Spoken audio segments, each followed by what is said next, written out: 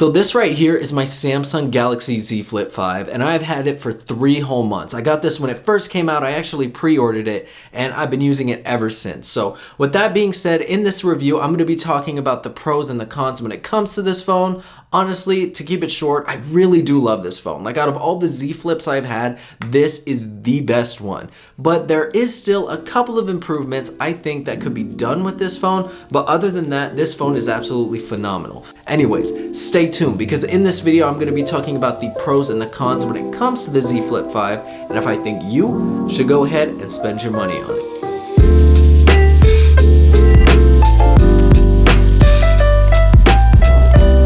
So like I said, I've had this phone for 3 whole months, and there's a lot of pros when it comes to this phone, just a little bit of cons. So since there are so many pros, I'm just gonna start off with the cons first because there's only a little bit of them.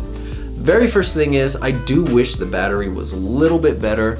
Honestly, it does get me through the day, but at the same time, whenever I'm using GPS or whenever I'm using multiple apps or things like that, it tends to die fairly quickly. Now, I was watching a movie with this phone during a plane ride. I had to connect to the Wi-Fi and then watch the movie through here. But with that being said, every time I would kind of watch the movie, I feel like every 2 minutes it would go down 1%. So I was literally constantly looking at the battery while watching the movie, while looking at the battery to see if my phone was gonna make it in time, because it would have sucked if it didn't. And me, I didn't take a portable charger. I don't know why, I just didn't. I was half asleep. It was a morning flight. Anyways, when it comes to the cons, I feel like the battery is honestly one of the things that they can improve on. I do get it. It's a very small phone and you only have this much space to actually have the battery in. So it makes sense. The battery's not going to be huge. But still, I do wish it did last a little bit longer. Now, the next con I want to talk about is not the crease. Honestly, I don't think the crease is that bad. It's actually the software on the front of this here screen. Now, typically, whenever I use the front of this phone, I mainly use it for music. I'm at the gym and I go through Spotify. And then whenever I go through Spotify, I feel like if I have a lot of apps in the background, whenever I try to switch a song on this main screen, it takes forever. And then I hit it again, and then it skips like 2 or 3 songs. Now, this is what I'm talking about. Let's say I'm playing a song right now, and whenever I try and switch the song, right now it's working perfectly fine. Like, it works good. But sometimes it spazzes out, and it's mainly whenever I have a lot of apps open where I push the button and it doesn't really work. But I mean, right now it's working perfectly fine, but every once in a while it kind of spazzes out, so I have to go in, close all the apps. At one point I even had to restart my phone, and then it started working fine. But every once in a while that'll happen. So that's the only 2 cons I have with this phone. Everything else I think is amazing. Alright, so enough with the cons. Let's talk about the pros and where this phone shines. Obviously, one of my favorite things has to be the fact that you can take videos and pictures off the front screen right here, and it's just really great. And the fact that you can do so many things on this front screen. For example, I can check my notifications, and if I did want to reply to somebody, I could just click on the message and reply with the little keyboard. Like, yes, it's a little small, but personally, with the little swipe to text, I think it's fine. Most of the time I do find myself just talking in the microphone, being like, okay, I'm almost there, or on the way, doing small little phrases like that rather than doing like a long message. If I have a long message to do, I'll just open my phone. Alright, so I brought him in because he was sniffing around and he wants to be in the mix. So this is Rocky, this is everybody. Everybody say hi. Anyways, talking about the front, I feel like I very rarely have to open up this phone, just because whenever I do open it up, I mainly just use it for TikTok, for YouTube, for things like that. But when it comes to playing music, when it comes to checking my notifications, I always pretty much just use the front. And I think that's what Samsung was aiming for, and they did a great job of it. I literally hardly have to open my phone.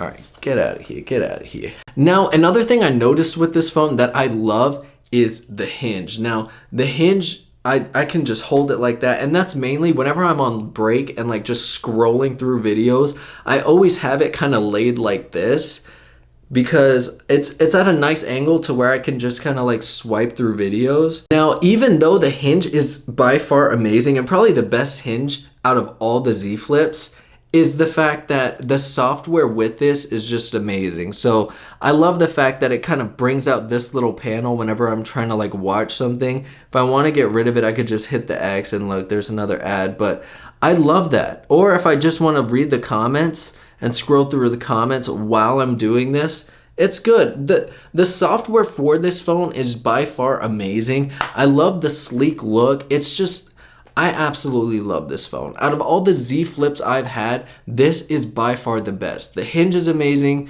The durability is something else that is really great too. Now, I hardly have a case with this phone.